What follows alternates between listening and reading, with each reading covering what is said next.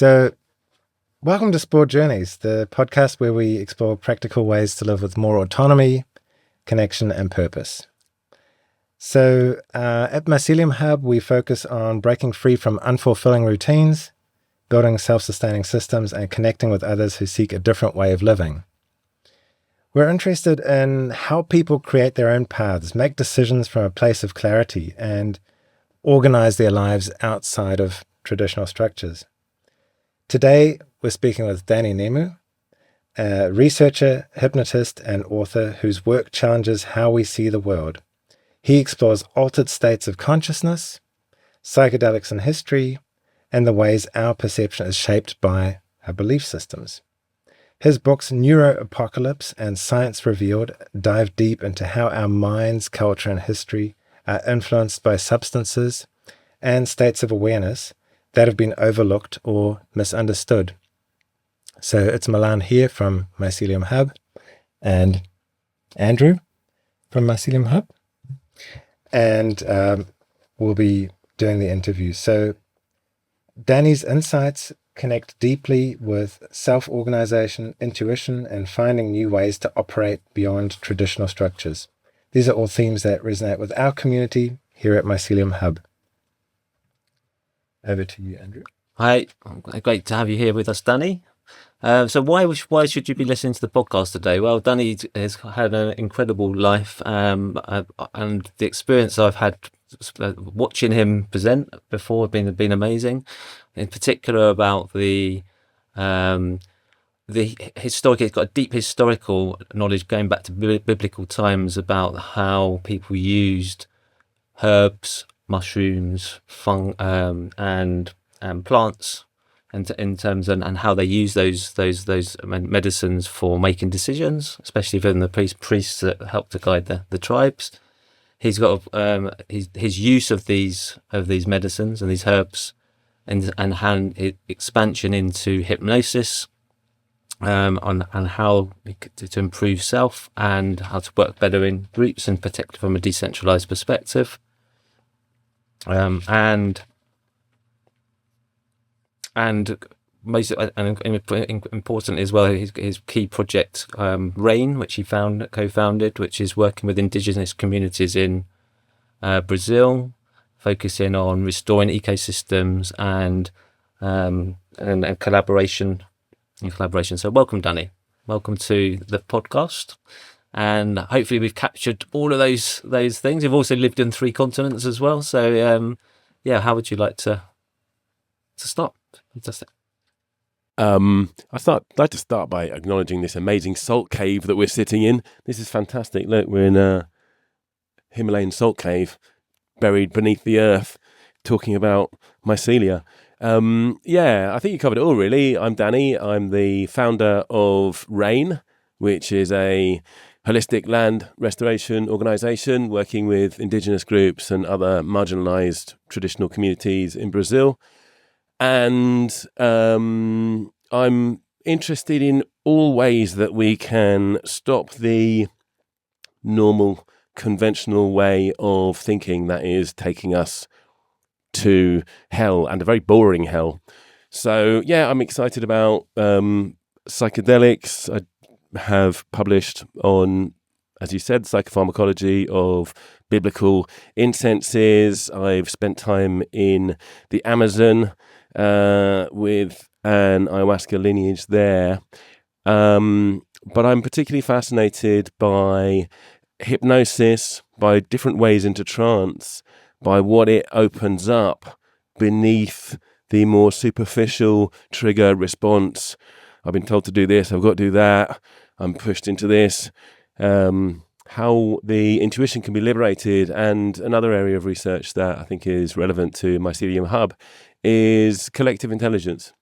What happens when a single protist, a slime mold, joins up with its friends and networks through mazes, starts to predict rhythms in time, starts to work in a decentralized, non-hierarchical, intelligently responding collective. And I think our human I think our human story is moving towards a collective intelligence and the kind of tech and the kind of organizations getting together faced with this centralized control grid. We're finding new ways to connect, finding new ways to do things, finding new ways to think. And I believe there's some deep intelligence inherent in us that is flowering at the moment if we know where to look for it.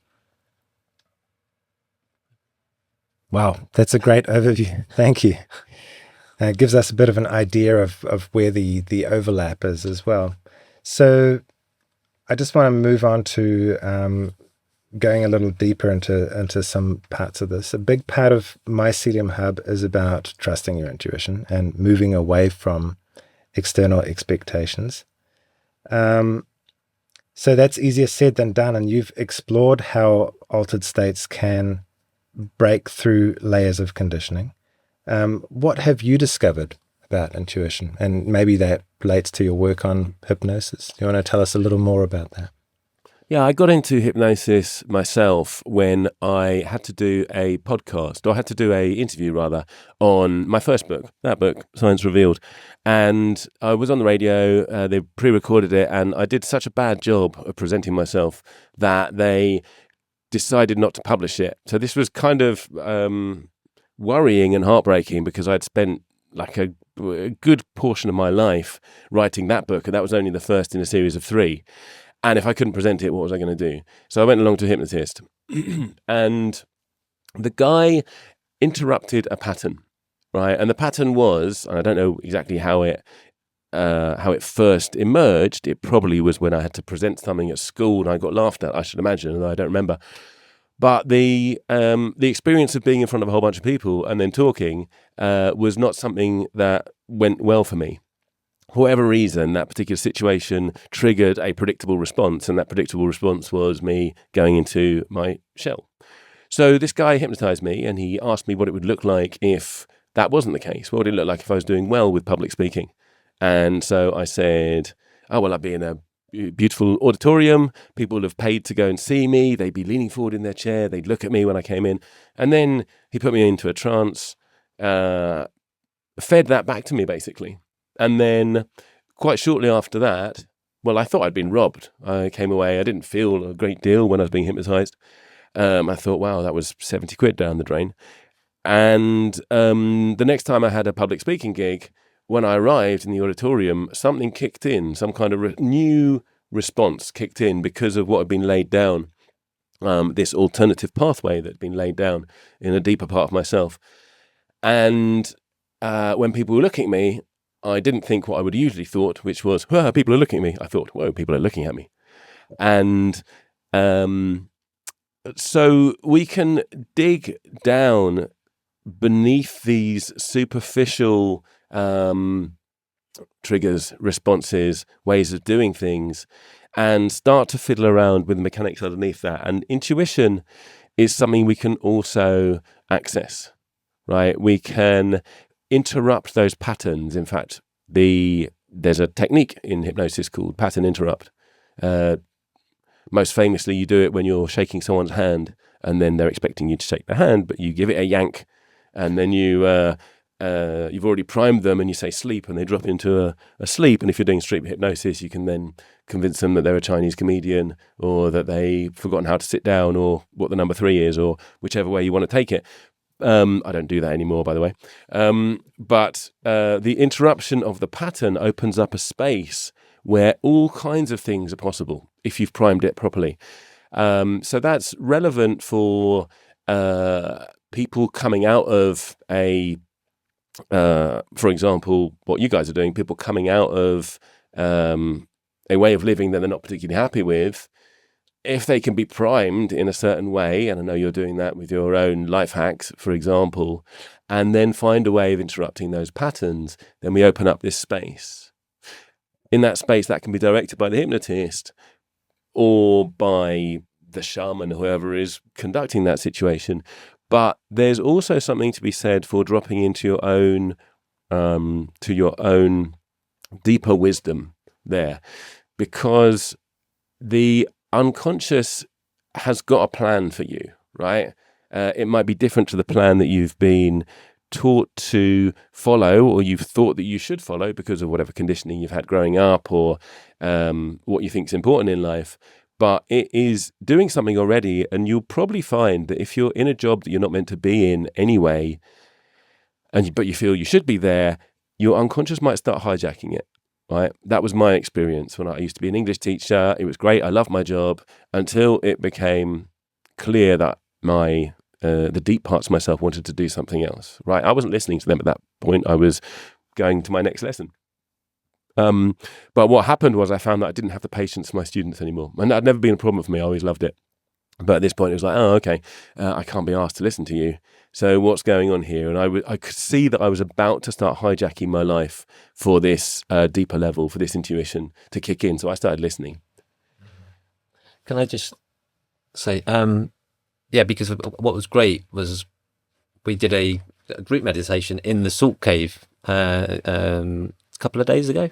And what I found really interesting was the way that you described it. It wasn't like you're kind of taking control of, the hypnotist is taking control of you. You're just allowing us to be able to tap more into our subconscious. We want to talk a bit more about that. Yeah, I mean, I'd like to flatter myself by thinking I have a super powerful voice and I can influence people's heads, but that's not really how it is.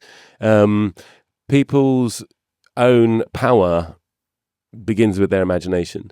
Everything we build, if you want to build a house, if you want to start a company, you want to start a new life, it all begins with your own imagination. And there are certain hypnotic techniques which we use to, let's say, allay the fears of the conscious mind, that it's in a safe space. There's certain, like, the pattern interrupt is one. Sometimes we leave a really, really long space, and then the mind starts to turn in and goes, okay, what's he going to say next? And then it opens up a whole load of possibilities, and the conscious mind gets lost within all the possibilities.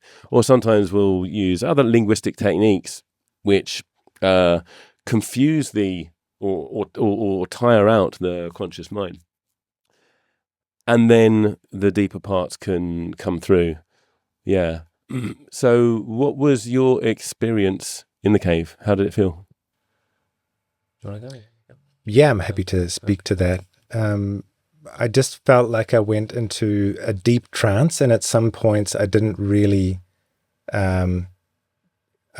hear consciously the words, but I was going onto a journey into the forest, into a tree, into the mycelium, and it was a really powerful experience. So I felt like I was able to really go on a deep journey, and I didn't have a sense of how that could happen before, but I just opened myself to the experience, and it was really great. And I feel like I'm through dreams and experience over the next few days. I'm still processing that, and things are still coming back to me from that.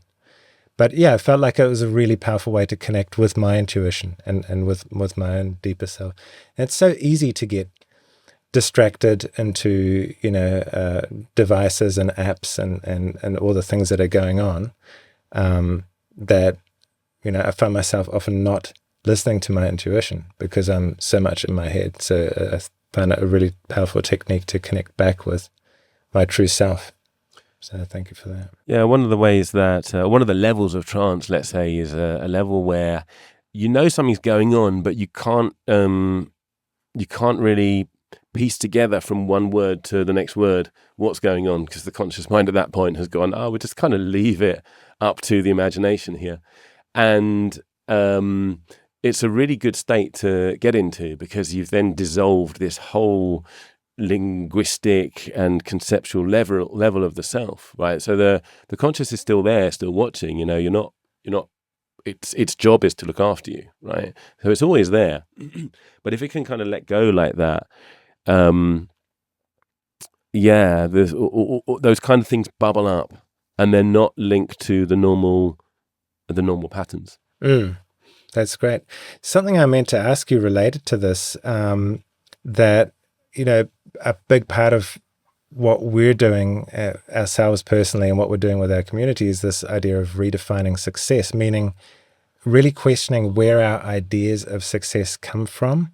And you've done work in how belief systems, whether they're cultural, personal, or religious, shape what we think is possible for ourselves. Can you share a little about that and maybe give the listener some practical ideas on how to start kind of exploring that or how to kind of start forging their own definition?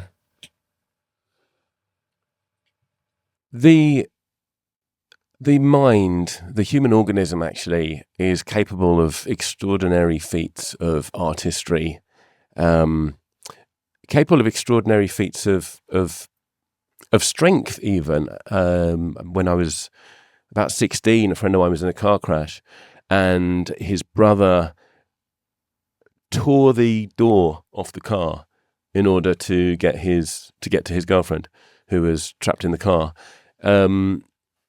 There is a inhibitory function of the frontal cortex over what we do, right? And there are ways to access extraordinary powers of the mind. I'm particularly interested in neurodiversity. For example, there's lots and lots of cases of autists who've been able to do calendar calculation, or like, for example, my grandfather's great uncle, who was a great rabbi, he could count the leaves on a tree or the bricks in a wall at a single glance. So I think the first thing is just to be aware that we are capable of so much, yeah? And then what is it that interrupts our power, yeah? So our power coming out and our perception coming in, they're two different things and they're both filtered. And they're filtered, like you say, through, for example, belief systems would be one. But it goes deeper than that. One of the chapters of that book, Neuroapocalypse, is a comparison of the Japanese and English language. And they are set up in such different ways that the world that a Japanese engages with is simply different to the world that someone who isn't raised with that language engages with. An example of that would be if you show an animation of fish moving around, and you show that to an American will nearly always say there was a big fish and then start talking about what it was doing. Whereas Japanese, the first thing they'll nearly always say is it's an aquarium. And then they'll start describing the relationships between the fish. Mm-hmm. And then, which is fascinating, if you stop the animation and 5 minutes later you question those two people about if a particular fish was in the animation, it makes a difference to the Japanese if you put it on a different background. So if you put it on a different background, Japanese take longer to answer the question and they make mistakes more often. Whereas an American, doesn't matter what type of background it's on. And for reasons that are intrinsically linked with how the language works, how it deals with nouns, how it deals with how the context influences the meaning of a sentence, that perceptual apparatus works differently. And you see it across Japanese culture as well. If in their Zen garden, for example, you've got a single item, like it might be a rock, and then in the sand around it or in the gravel around it, you have it all kind of raked into lines which reflect. So that relationship between the individual and the group, which you see in Japanese society in many places as well, in the way that they behave in a collective manner. You even see it in their science, actually. This is what drew me to a fascination with slime molds, in fact, is that the Japanese did the best research in slime molds, right? They found out that slime molds are extremely intelligent in a way that Western sciences hadn't. And that's partly because the way the Japanese language constructs the world is it has a way of talking about something, intelligence or energy beyond the person, like ki.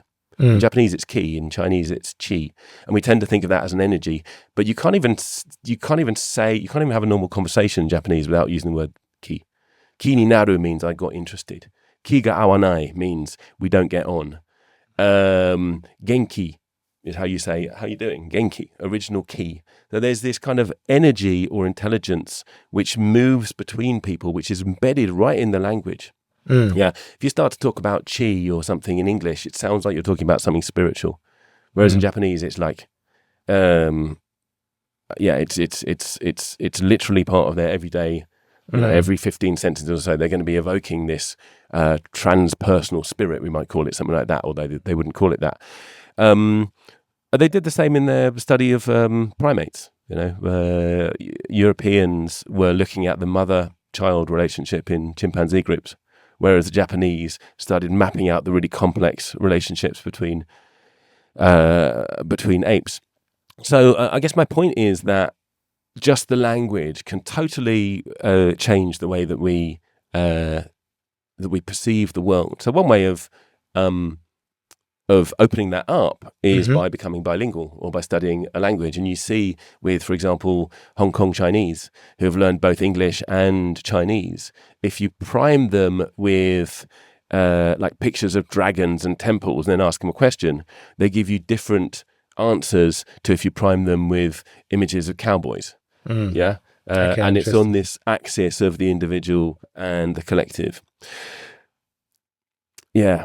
Obviously, psychedelics are a good way of opening that up as well, because psychedelics move the edges. So an example of that might be, you might be having a tough time in you might think, my wife is an asshole, might be a good example. Then you take a big dose of mushrooms or something, and then the edges are redefined. It's like, actually, do you know what? Maybe she's not an asshole. Maybe me and her are together making an asshole.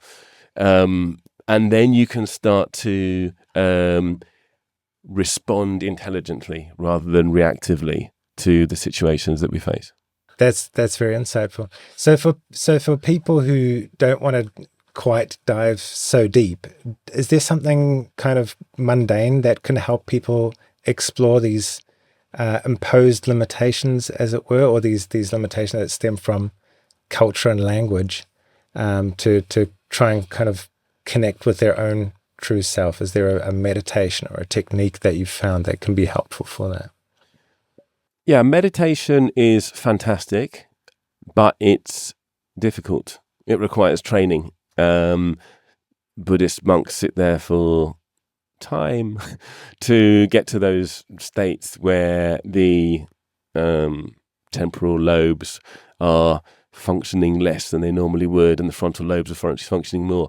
The beauty of hypnosis is that, well, the beauty of guided meditation is you've always got an object which is there, and it's a little bit more interesting, let's say, or easily fascinating than, let's say, a candle or a mandala or a mantra or the traditional meditative technique. So you've got a voice there that you're listening, and it's going in different directions. And if the hypnotist is any good, they will be generating that language in a way that is designed to elicit your interest, because they will have listened to you and they say, okay, is this person more conceptual? Are they more visual? Are they more, what's their sense pattern? So that's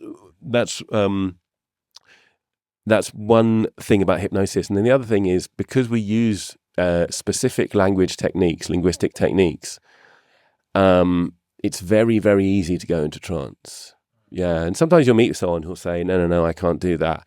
I don't know, when I hear that, it feels like, imagine you went to a doctor, no, my blood doesn't clot. I mean, it may be a case that you're a haemophiliac, but, have a go and see. So I have on my own website, which is called Transform Hypno, Trance with the C.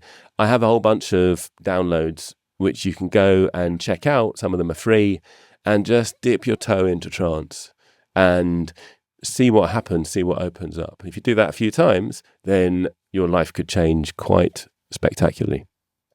Interesting. Thanks. And we'll put a link to all of the resources mentioned in the podcast notes.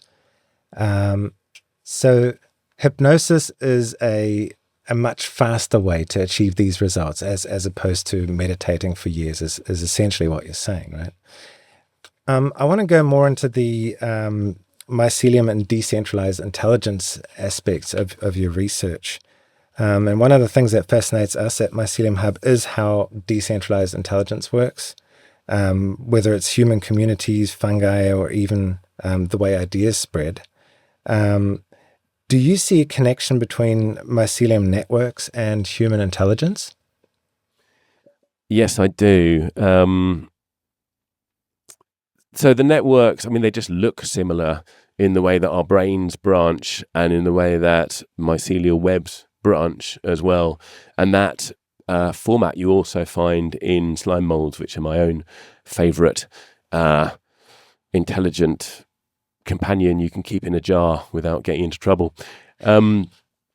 But whenever you have an advance in language in human history, then our capacity for collective intelligence changes and our society changes. So an example of that would be language itself. When apes developed, I mean, apes do have their own kind of language. They have a whole load of signs. That's something covered in Neuroapocalypse as well. Mm-hmm. When we developed vocal language, then we could start to share the contents of our heads much more articulately with other people. And then we can start to put together plans and do things on a collective level that's very difficult for people or for creatures that don't have that capacity to do.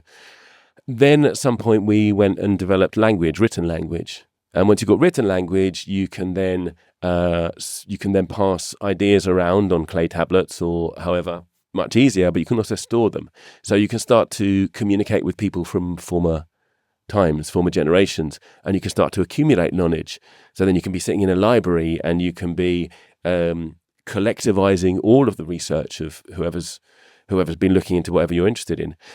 Then we developed the printing press to simplify the story. And with the printing press, all these new ideas start to get rapidly disseminated.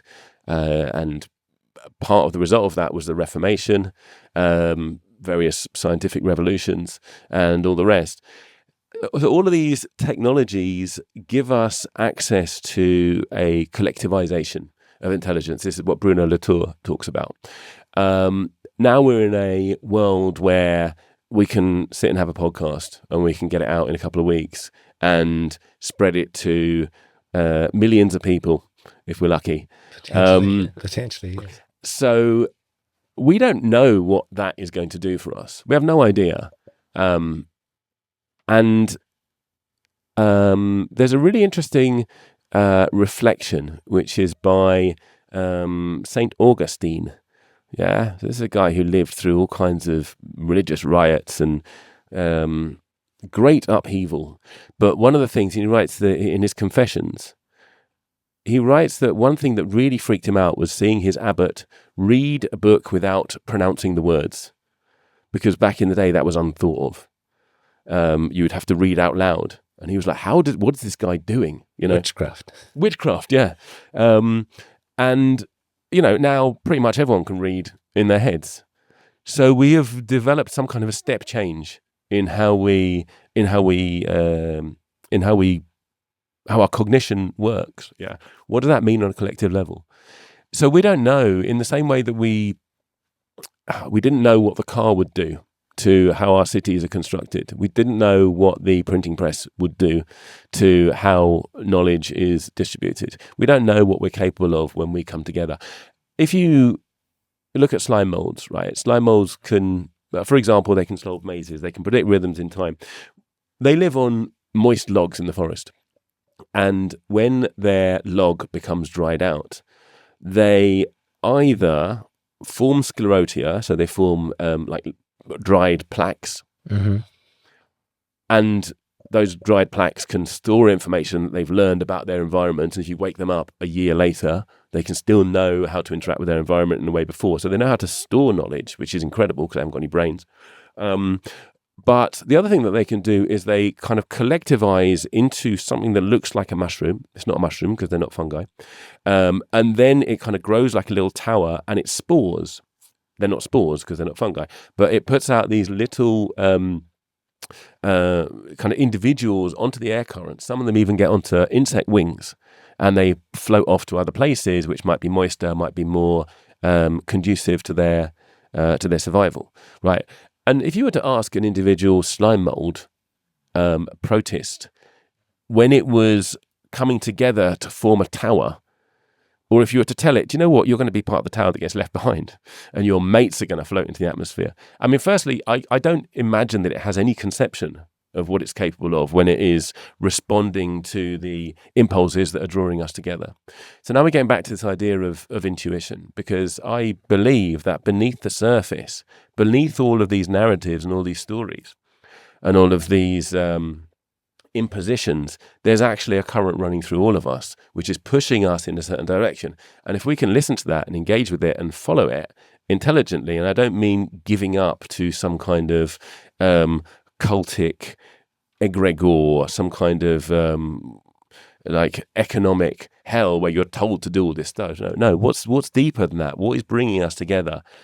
I don't know what it's capable of. But if slime molds can survive when their log is drying out, and we're in a situation where our environments are changing, then I think it's I think there's all kinds of possibility in associating, in working out new ways of association, and seeing what emerges out of the mix.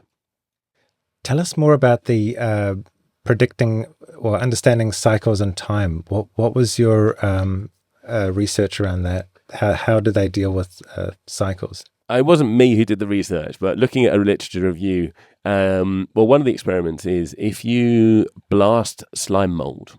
So slime mold they're a little bit like amoeba. They like moist environments, and they move around and they get their food and then they network. If you blast them with cold air for 5 minutes, they start to retreat. They start to move backwards, right? If you then wait an hour, and on the hour you blast them again for 5 minutes, they retreat again, but this time they retreat more. And if you blast them a third time, you wait another hour, you blast them a third time, 5 minutes before you blast them, they're already retreating, right?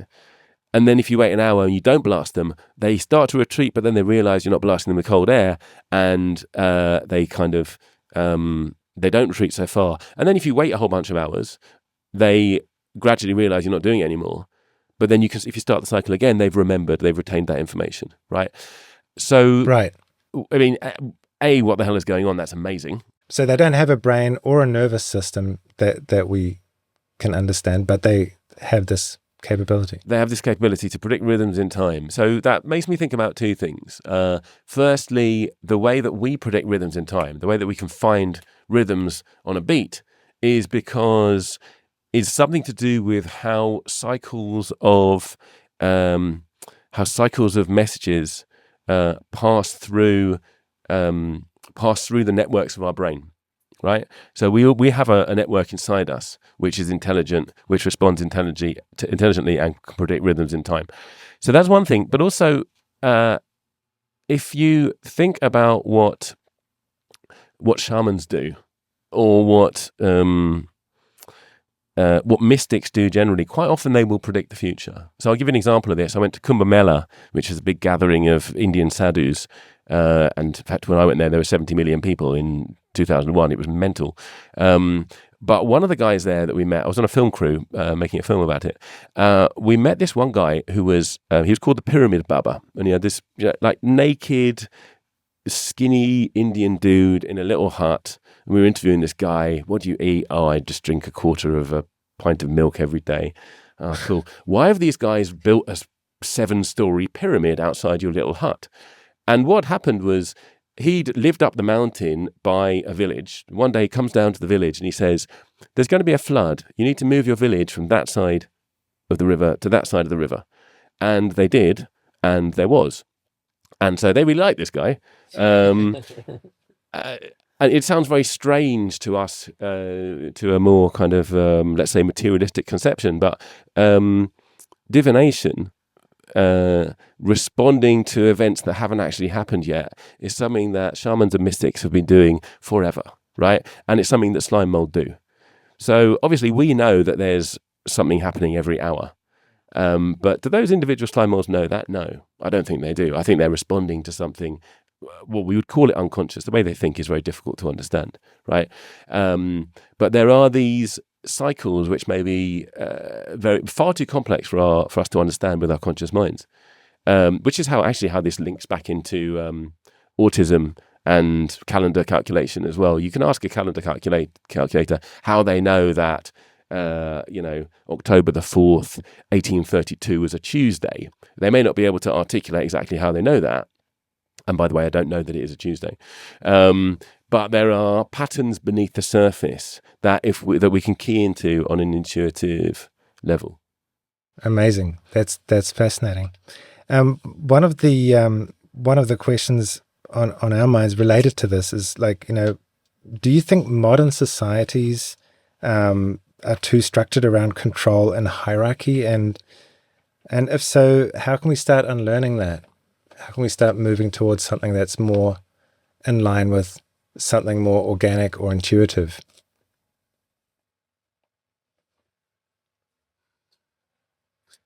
Yeah. Well, the simple answer to the question is yes, I do think they're too structured around control and authority.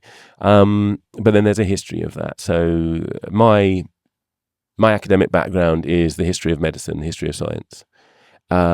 When I went to the Amazon, I went there to learn about ayahuasca. I'd been involved in an ayahuasca group for about 7 years by that point, 6 years. And I wanted to learn about the roots. And when I got there, I got terribly ill. I got leishmaniasis, which is a bacteria. It's a protist actually. It's a protozoal colony that eats your flesh, and in the second stage of infection, it can start to dissolve the cartilage in your nose and throat and ears, and you can become quite a mess.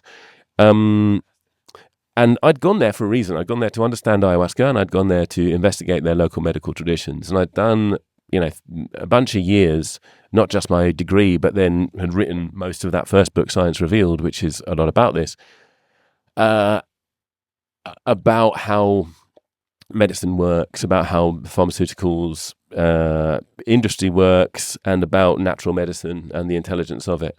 And I got given an opportunity to really test that out in my own body. And in the course of working with ayahuasca, for a period of 5 months of it, I was drinking ayahuasca every day to treat this illness. I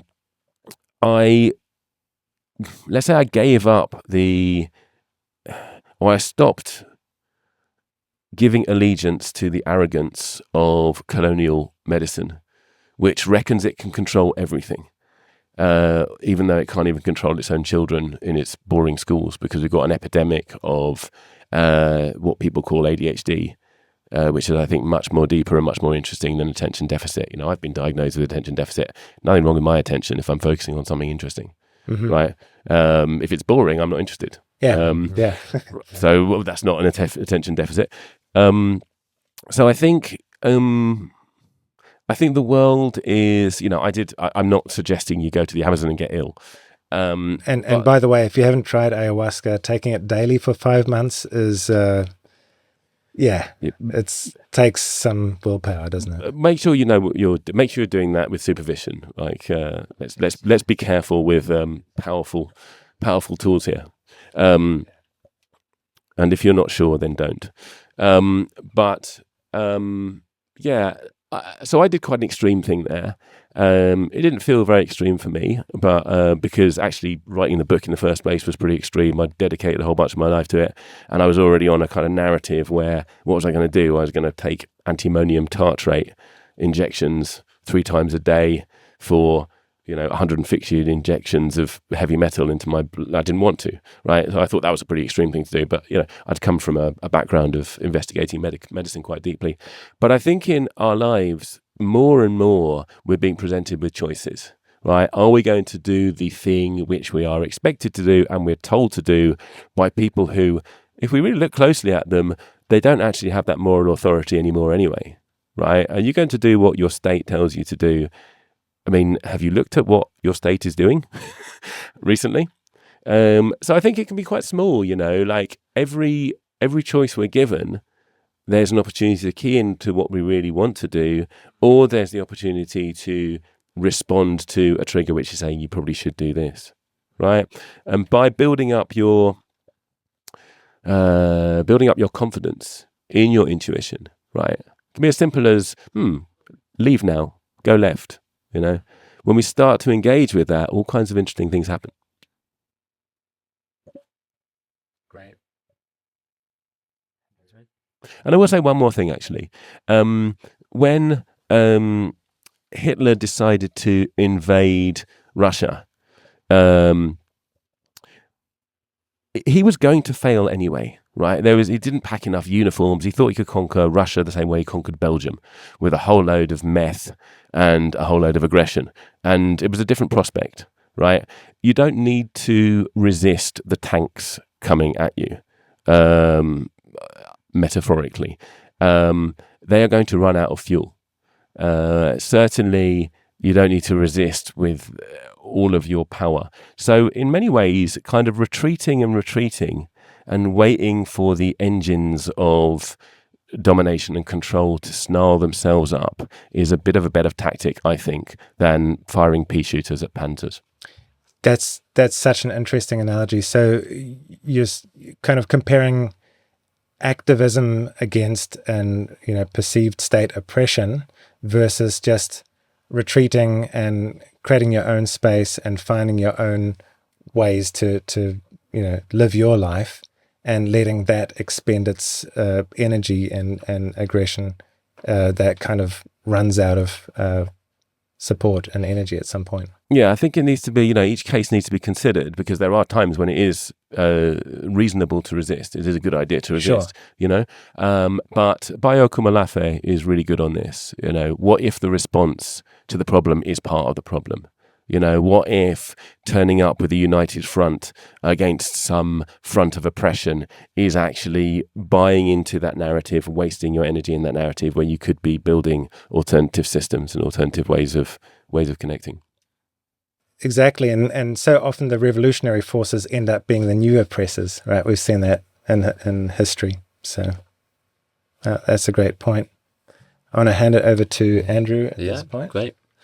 I think we're going to return back to Brazil, and really the kind of the genesis of rain, and it's not just about planting trees; it's about regenerating ecosystems and creating a new model of collaboration. So, what was the genesis of that? Can you talk a bit more about that? Yeah, so that story of getting ill and then getting well in Brazil, I was curious about ayahuasca. I went to learn about it, and I didn't approach in the extractive way that a lot of gringos have approached the jungle. Where's the oil? Where's the gold? Where's the DMT? Where's the beta-carbolines? But I also didn't have the apparatus and the experience to appreciate how integrated ayahuasca was with the whole culture of the jungle. And part of my cure involved cutting the barks from trees and singing to the trees whilst I was doing that, using the mud from the ground on my ulcer, because it kind of grows into a pus-filled boil, and then at some point you have to strip it somehow. So what I would do is I'd pack the mud from the Amazon and mix it with herbs, mix it with ayahuasca, and then put it on my skin and sleep. And then in the morning it would take off the scab, and then I'd start this cycle again. Cleaning it with teas of cajueira, mulatera, manga, like the bark of mango trees, all like loads and loads of stuff that I use. And it was incorporating various different plants of the jungle into that cure, and not just the plants, also the spirits of the jungle. There's a whole intelligence system there in the pharmacology and in the, let's say, the astral plane, which was brought to bear on my illness, which was threatening my life. And I lost 10 kilos, and I did, it was tough. It was a difficult experience. So I emerged from that with a profound love and debt to nature, particularly the nature of that place. And I had basically made a contract that I would help it out to the fullest capacities that I can, in response to the fact that it helped me out when I was facing terror. And I want to say something else, actually. The experience of getting ill and getting well left me in a different place to where I started, right? I was much better for the experience. I wouldn't want to go through it again, but it was formative in a way that I consider a huge gift. So I don't really want to make it out that the disease itself was something that was unpleasant, or it was unpleasant, but that was wrong, that I had to fix. It was the whole experience, including the illness, including the cure, which led me to be the person I am at the moment. Before and after. I would view the world through rose-tinted spectacles. For one thing, I would kind of expect people to behave better than they did, and be disappointed and sometimes confused when people didn't live up to my expectations, right? When you're facing this situation, like I had people around me, I was living in a very, very bad place, actually. Like it had been overrun by ayahuasca gangsters. The coke trade was coming in over the frontier. There's a whole lot of reasons why where I was living was not an ideal paradisical indigenous community or something, and people there were quite cross with me for treating what I had with traditional medicine rather than getting my injections. And they would, like, there was only one fridge in the place. It was in the communal house, but the woman who was in charge of the communal house wouldn't let me keep my medicine in the fridge, right? So I had to go make this medicine over and over again, and it was like tea to clean my wound. So other things which made me kind of toughened me up to just how serious the situation and how it's really not appropriate to expect the best out of people who are showing you the worst, right? So that'd be a dark example. Another one would be It was showing resilience for sure. say again? Resilience. Yeah, resilience would be part of it, you know. And the other one was I would say the courage of my convictions. You know, I'd gone there for a reason. I'd gone there to learn about ayahuasca. I'd gone there to learn about medicine, and it was giving me opportunity to learn about ayahuasca and learn about medicine. All right, so I was kind of looking beneath the surface of, oh my God, there's something colonizing my body, to what is the whole history of colonization in that part of the world, right? So there was a meta story that I keyed into, which opened my eyes to all sorts of things. Why are these people not into their own medicines? Yeah, why are they telling me to take injections? The gringo in the forest. Yeah, that's a story of abuse and colonial control, right? So I had to reorganize how I was thinking about autonomy, personal autonomy, community autonomy, colonial dynamics, all that kind of stuff, right? So yeah, we're not just a reforestation organization. We work with indigenous groups, and we work with black women's groups, and we work with quilombos, which are formerly enslaved populations. And our work starts with them approaching us and telling us what they want to do. Yeah, we don't go with a program saying, hey, maybe you should plant these types of trees. And then we do our best to produce media that we can share on our networks, media that we can give to businesses that want to support community-led, holistic land restoration, because if a lot of tree planting schemes, they'll chuck a whole load of agrotoxins, they'll kill every ant in the area, and then they might plant native trees, but what have they destroyed on the way in? You know, we work with organic, holistic restoration. And the holistic part means that it's not just it's not just agroforestry in the sense of what other plants are put in there, but what are they interested in? So the frontline communities, they're interested in things like the water level of their rivers, because their rivers are declining. In fact, that was the trigger for this whole organization, was towards the end of my illness, I was nursed back to health with a woman who became the mother of my children. And so I'd been celibate for the whole time that I was ill, which was 8 months. And within a couple of weeks of recovering, she was pregnant. And I went to go and introduce myself to her parents. Rather large and rather pregnant. That was interesting. They were cool. Her brothers took me swimming in a local stream. And then some years later, when I left Brazil, a couple of years later, I lived in Brazil for 2.5 years in total. So the first, my twins were born there. But then we went back to England. In fact, my twins were born with birthmarks in the same place where I had my scar from the illness. They both had birthmarks on their chest, which was pretty weird. But then when I went back to her parents some years later with the children, who were about 5 at that point, the stream had dried up, and they'd collected some of the fish in barrels hoping that the stream would come back, but the stream wasn't coming back because desertification is spreading in that part of Brazil, and their land use, and in fact the whole story of extraction from the Atlantic forest, which is again a colonial story, has devastated their land, and it's getting worse by the year, and you can see the rivers dropping by the year. So we started with asking what they wanted to do. And well, actually the first thing I did was I organised a bus to take her dad and a few other farmers from the area to an agroforestry system. And the guy who was driving the bus turned out to be the mayor of the next door town, and the town's called Cachoeira.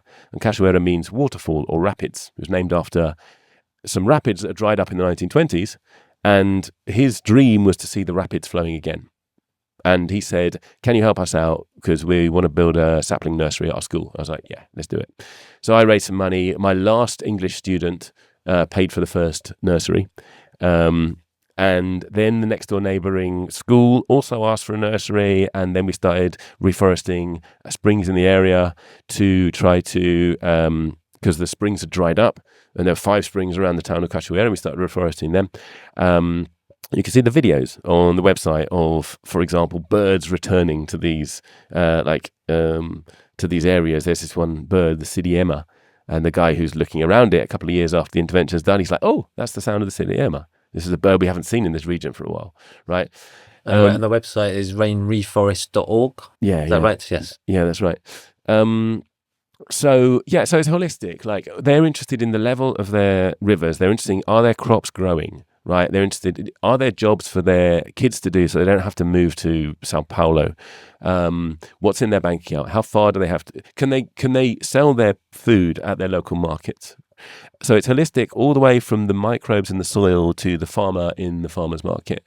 Yeah, and also the biodiversity. You know, agroforestry is how agriculture was done in traditional indigenous communities. In the Amazon, for example, Amazon is a very highly cultivated place, and the biodiversity of cultivated land in some cases is higher than the biodiversity of virgin forest around it, right? Not always, but sometimes. And if you look at what's happened in Brazil over the last few decades, you have destruction of huge amounts of land, like millions of square kilometers of land that's been turned into soy farms and cattle ranches. You know, again, this happened. So in Minas Gerais, which is where the mother of my children is from, it was this huge territory, like bigger than France. No one visited it because there was nothing there until they found gold, and it's called Minas Gerais because it means general mines. They found gold, and then they started stripping this enormous forest. Partly for mining, partly for cattle ranches to provide food to the 500,000 people who arrived extracting gold, and the 500,000 slaves that they bought from Africa to facilitate that, right? So that landscape has been highly impacted by the powerful ecosystem engineers that humans are, yeah? So what we can see in the world is that human beings can change land use, and they can change the weather. And we've seen that in the most awful ways. and it's heartbreaking to see a river that you love, and all the dragonflies and all the frogs and all the fish who are nibbling at my blindingly white skin, probably the whitest skin they'd ever seen in the river. But we can engineer ecosystems. Beavers do a really good job of building dams, but we can do an excellent job if we come together and we work with nature. And that's what holistic land restoration means to me. It provides food for the table. It provides meaningful work for people. It provides something fascinating for children to be looking at rather than boring stuff in school. So we've got 36 lesson plans introducing indigenous teaching practices into UK schools. They're all linked up to the UK schools curriculum, and we've done projects twinning schools in the UK with schools in Brazil. Yeah, so that's where it came from, and that's hopefully the direction which it's going in. And if anyone wants to get involved and help out, whether that's your business that wants to partner with one of these communities and support some land restoration that's really meaningful, or whether it's your school that wants to turn up, or whether you've got some skills that you want to bring to the network, right?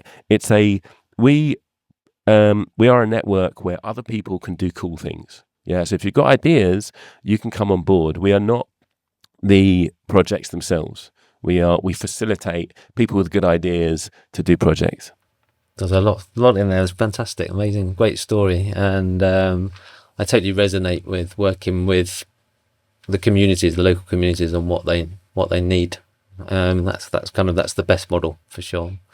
In terms of working with those indigenous communities, what's been the kind of key learning or lessons learning from working with them, or what you've learned yourself? We work with a number of traditional communities. Indigenous groups are one of those.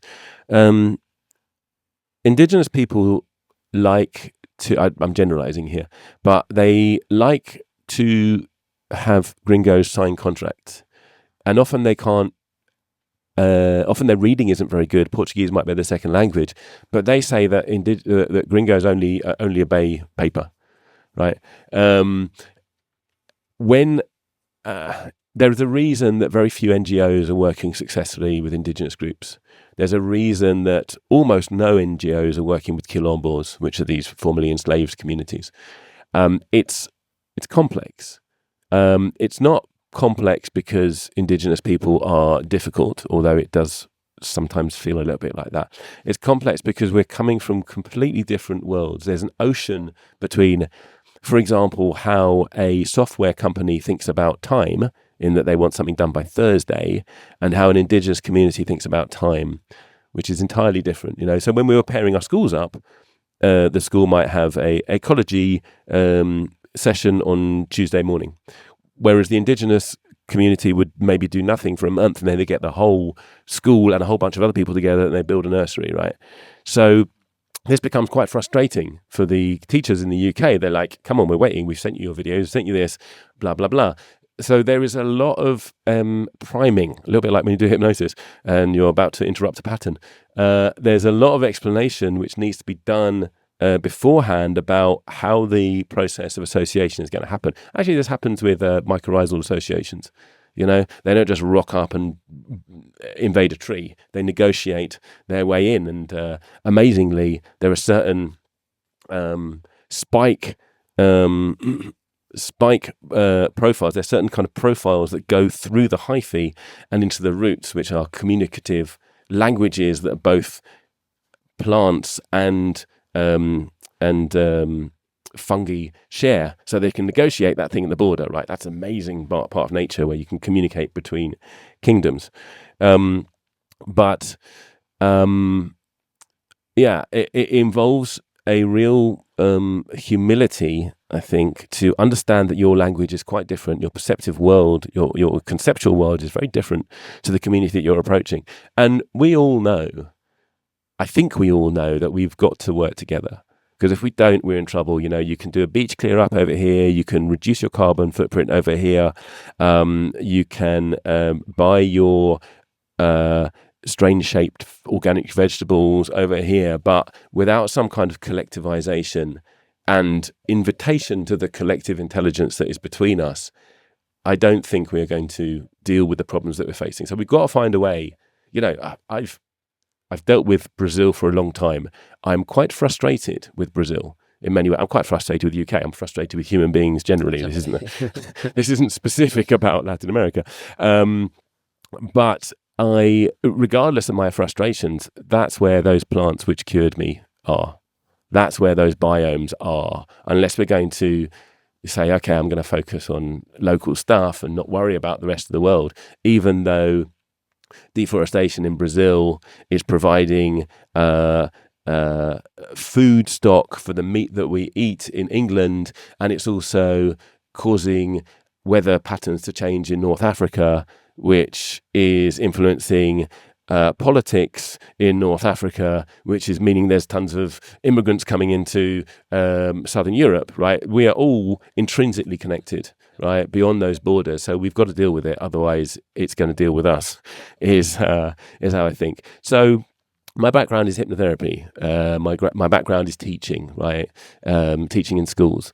There is a lot to be said about dealing with trauma in the therapeutic space, right? Someone's projecting something on you. How do you manage that projection, right? I'm a gringo approaching an indigenous nation, and they've been screwed over for hundreds of years.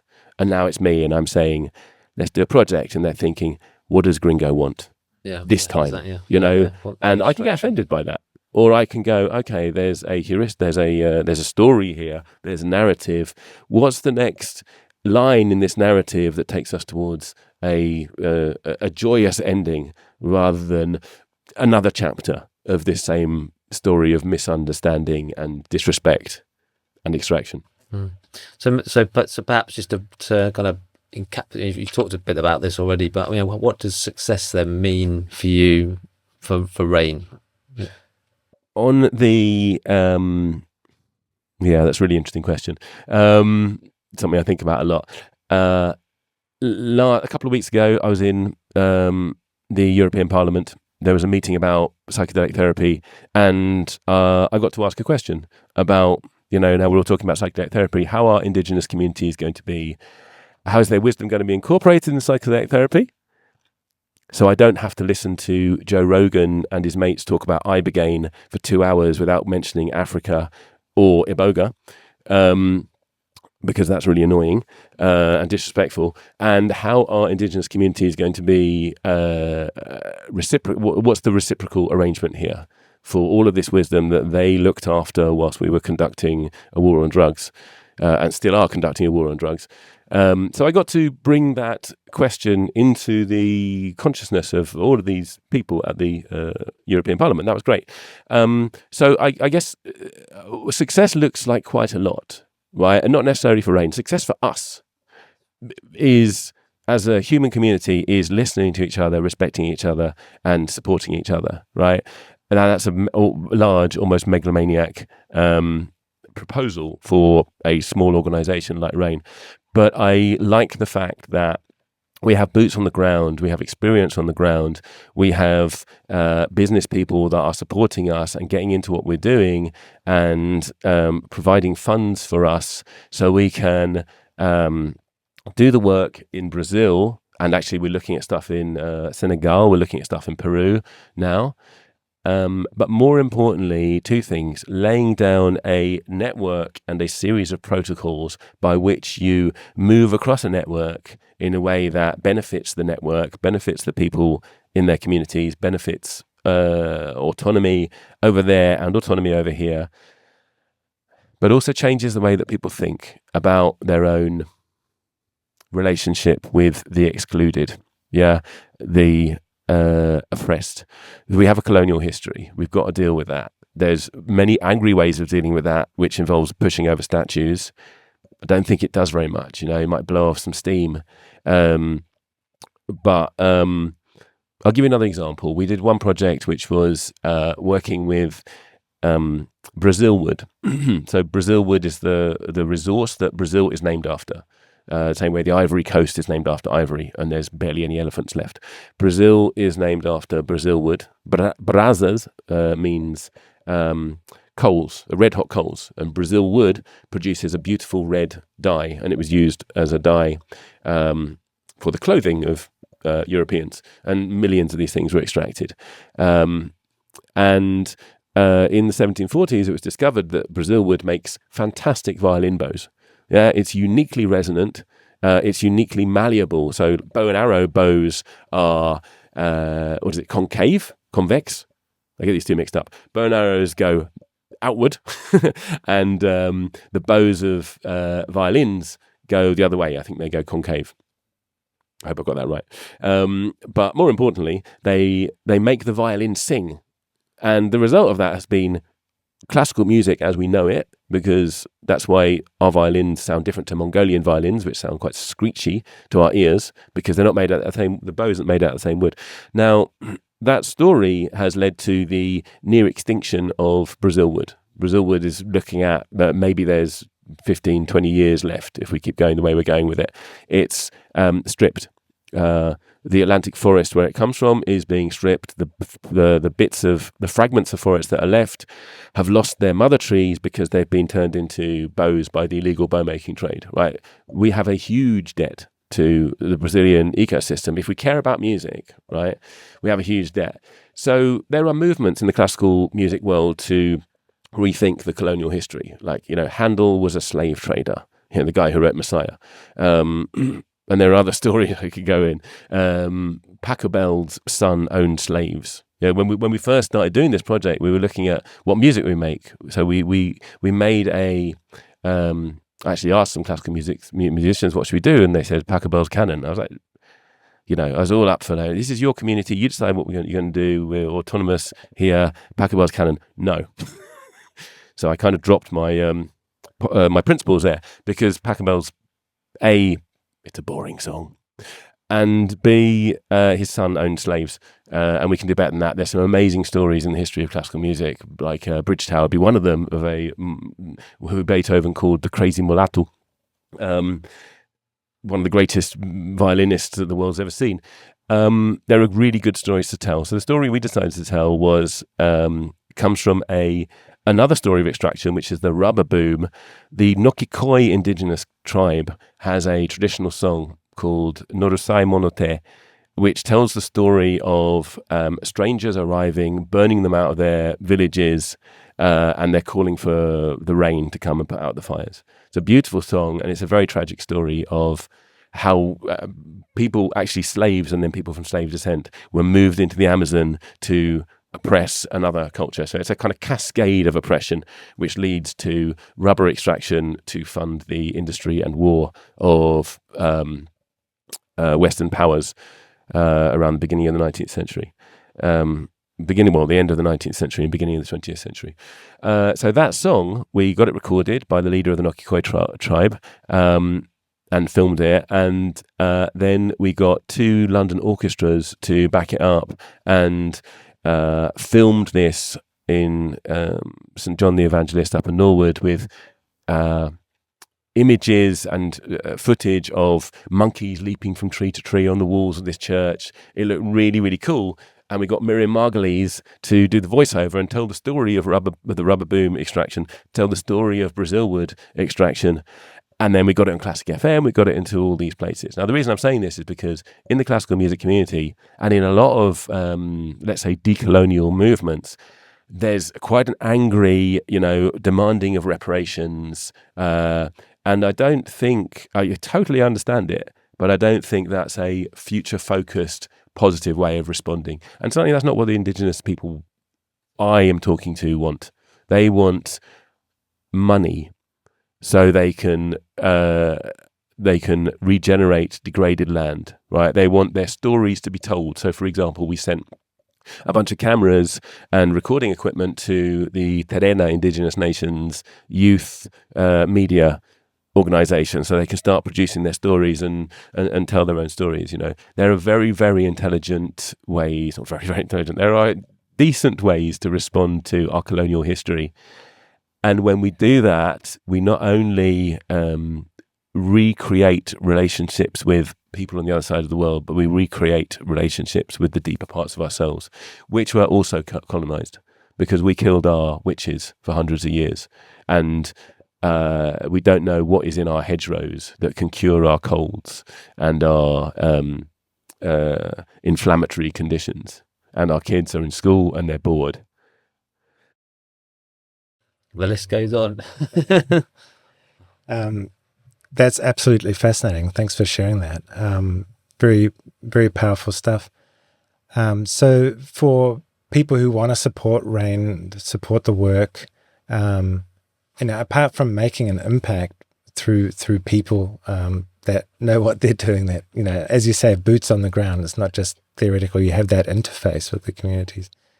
And apart from, making up for the colonial history in a way that's more sustainable, are there any other kind of reasons that you give for people to support your project, or other things that investors or supporters financially can get something back from the project? Yeah. There's a lot of research on how corporate social responsibility helps a business.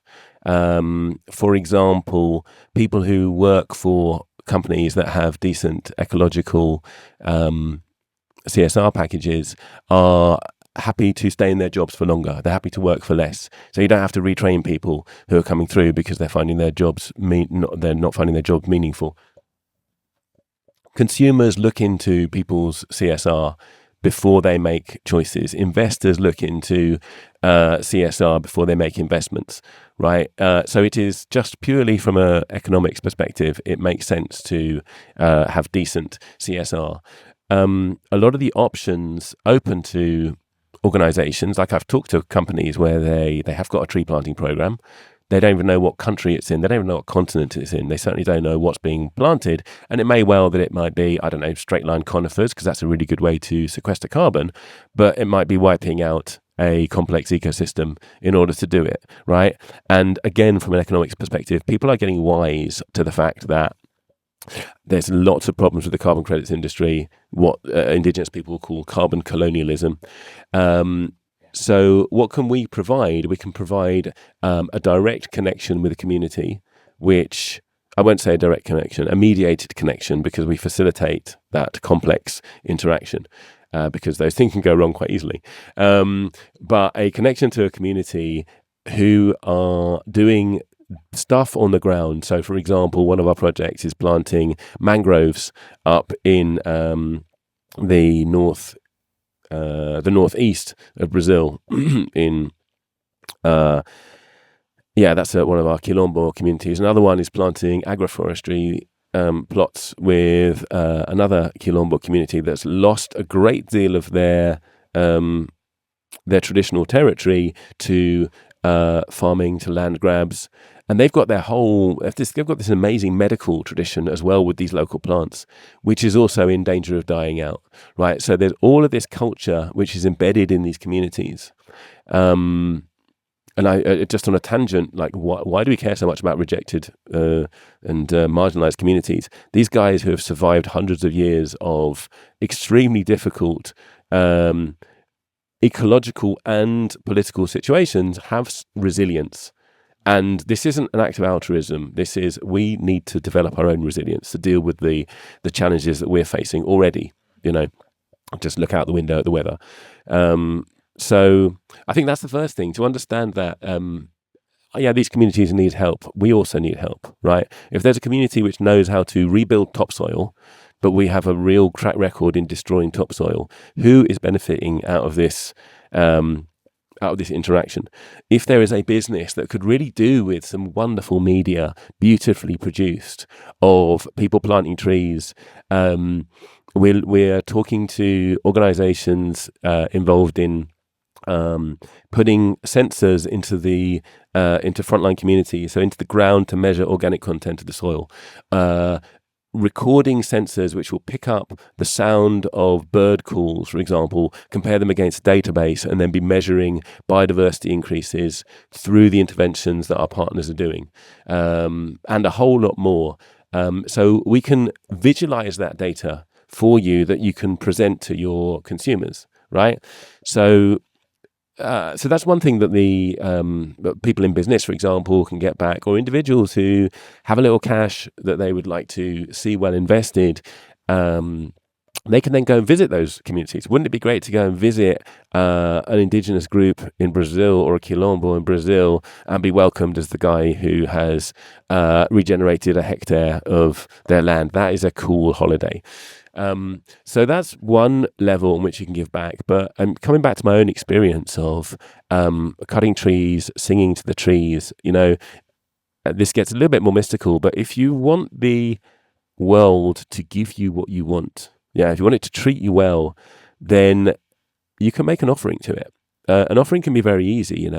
If you go to a beautiful place in nature and someone has left a bunch of beer cans and syringes, carefully pick them up and take them away. Nature responds when we offer things to it, and working through regeneration is a way that we can give something to nature. It's a kind of a sacrifice, but sacrifices are always made in order to receive blessings, and the blessings are, this is the way nature works. What you put in, there's the old joke, what goes out alone and comes back together. A kernel of maize, because you put one maize kernel in the ground and it produces maize, so you get hundreds back, right? That's what nature does. It receives what we give it and it gives it back in abundance. So that's another thing, just on a more mystical level or on a deeper level. The other thing that people can help us with is, if you have skills, whether that's in media creation, or whether that's, if you're connected to a network that, I don't know, if you can, we've got groups that produce medicinal teas, health-giving teas, for example. Like, if you know how to sell tea, right, we want to talk to you, right?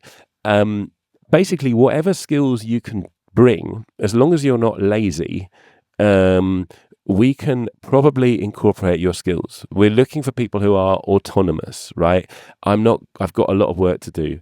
So I'm not going to be directing your every step if you do come and join the network. But the network is open for people with good ideas and optimism, and who want to learn about what is beyond our own society. Great. So come and join us, help us out. We'd be very, very grateful, and you'll enjoy it. I think that leads nicely on to the next thing. Is that a lot of our people in our community are maybe not looking to build forests or anything else, but they're looking to rebuild their lives and transition into something of a life of more purpose and meaning.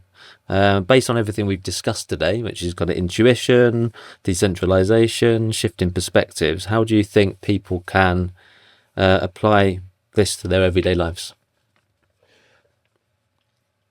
So what can I do for these people? Firstly, congratulate them.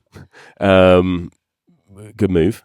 Secondly, if you want to work with trance, if you want to interrupt some patterns, hypnosis, a lot of people think that's really weird. I don't want my mind to be controlled. Go and check out how I do it, what I do. You can see that at Transform Hypno with a C. And I've got a whole lot of explanations of hypno. I've got online downloads where you can, some of them are free. You can go into a hypnotic trance in the privacy and the comfort of your own home and see what emerges out of the unconscious. So that's one way, is, spend some time with yourself as well, because regeneration begins at home. And on another level, if you can find some time for local projects, just a little, right? And local networks of other people who are doing things. You may not have much time, but you may have a certain skill, or you may have a connection to someone who has some time or a skill. So just reaching out, seeing what excites you, and just listening and responding, seeing what's going on in your local area, and seeing how that might hook into what we're doing. So, for example, if you've got a kid in school and you'd like to plant some vegetables there, you'd like your kid to be a bit happier because they're bored inside, and you'd like them to have an outdoor classroom, talk to us. We may be able to help you out with something there. I guess rest in the knowledge that you've made a good decision, and that the world is rewarding people who are working for it. I believe on a deep level that there are forces of regeneration which are much older than the forces of extraction, right? Our livers regenerate, our communities regenerate. Read Piotr Kropotkin, who talks about how mutual aid is a factor in evolution that goes deeper than cooperation. I find him very inspiring. He talks about how insects share the contents of their stomachs with each other. He talks about how the habits of mammals are geared towards mutual aid, how the habits of traditional communities, medieval guilds, all of these kind of things. And he notes that when the forces of control retreat, people go into collective land ownership, collective work. All of that stuff happens naturally because you don't need to learn how to do mutual aid. You need to key into something which is deeper than humanity itself. Yeah. So we're back to this thing about intuition. If we drop that whole game, we don't want to be part of that game. We release the powers of our destiny, let's say, or what Jung would call our libido, what drives us towards the next stage in our own personal lives, which is also part of our collective human journey. What kind of mental shifts do you think people need to be able to make that shift into more autonomous living lifestyle? Bayo Kumalafe, again, he says something very wise. He says, things are urgent. We need to hurry up and slow down, right? There are horrors going on all over the world, right? It feels like we need to respond to them. I think on one level we need to begin to adapt to the world that we are living in. The world is going to throw all kinds of problems at us. I believe there is a Chinese saying, "Get used to the taste of bitter," right? I think one thing in terms of the mental side of it is, can you approach your neighbor and talk to them, right? Can you approach? I think shyness is actually a real difficulty when we're trying to create connection, and you look on the train, everyone's on their phone and no one's talking to their neighbor. If we need to connect, we need to connect. That means looking at people, that means asking them about themselves, that means being curious, right? So I would say that, like, engage with curiosity. See what happens. That's great. And if you had like one thing to pick, one thing that we've talked about to pick to help people to break free from that conditioning, what would you suggest that be? I'm thinking about radical kindness. and I'll say that a lot of people in this kind of world, let's say, have had a wonderful experience with psychedelics. My background is in psychedelic research. I've been involved in ayahuasca for a long time, and my own lineage, we had a rule, which is that you can't invite people, and that you can't get messianic, and you can't cajole people to go along, right? So if you have, this applies to psychedelics, but this applies for other things as well. If you have had a revelatory experience and you've seen the light, let's say, whether that's through psychedelics or breath work or just a walk in the woods, whatever it might be, let's not become like boring Christians on the street corner trying to get people to go to church, right? If you want people to come on the journey with you, then the wisest thing to do is demonstrate through your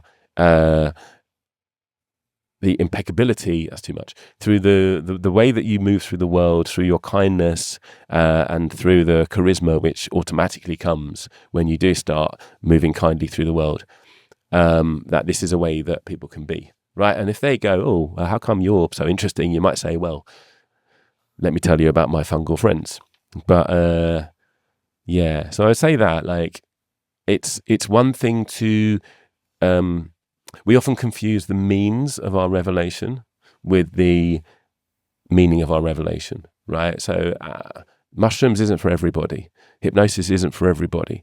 I hate to say it, but regenerative agroforestry impact network may not be for everybody. But whatever it is that you've done that's got you to a place where you are seeking a new way of being, you can model that in your own way of being. Excellent. Just before I hand it back to Milan, I guess the final thing was you've mentioned your hypno website, and I think you also offered, I think, kindly to offer our members maybe a little hypno session in terms of helping people to, that are wanting to make some transition. So we'll look forward to receiving that in due course. So thanks for that. Yeah, super cool. Yeah, I do collective hypnosis, and we can do that over Zoom as well. And I'm really excited about designing one for Mycelium Hub. Amazing. Thank you so much. Look, thanks for the conversation. It's been absolutely riveting, and your work connects so many areas. It's like self-awareness, collective intelligence, and everything in between, history, and there's a lot of areas that you have done a lot of deep work in that we haven't even touched on. So we might be asking you back in at some point. Just a few questions before we end the podcast. If listeners take one action after hearing this, what should it be? If listeners take one action, what should it be? I'd say pattern interrupt. If you find yourself reacting in a way that you don't like that you're reacting, pause, take a deep breath. It's an exercise in self-awareness. Yeah. Be yourself. And if you find that that's not quite cutting it, then I can't recommend highly enough doing some hypnosis. Amazing. And so, for those, you've mentioned different websites and projects. You've authored 2 books as well. If someone wants to learn more about your work, where can they find that online? My own personal website is dannynemu.com. That's got loads of talks, podcasts, research. One of the things we didn't talk about today was drugs in the Bible. So I've published peer-reviewed journal articles on psychopharmacology of frankincense and myrrh and those kind of things. And I also own the website drugsinthebible.com. Okay, great. So you can find your way to me there. I've got a Substack, which is called The Snake Tail Digest. It's currently got 3 sets of articles on there. One of them is about ADHD and the appalling scientific research into Ritalin, and 5 traditional medicines, 2 of which are Ayurvedic, that treat the cognitive style, which is sometimes called ADHD. Another one is the story of my grandfather's great uncle, who was a major rabbi in Jerusalem at the time when the Zionists arrived and tried to excommunicate the Zionists because he considered them the greatest threat to the Jewish people that they had faced in many centuries.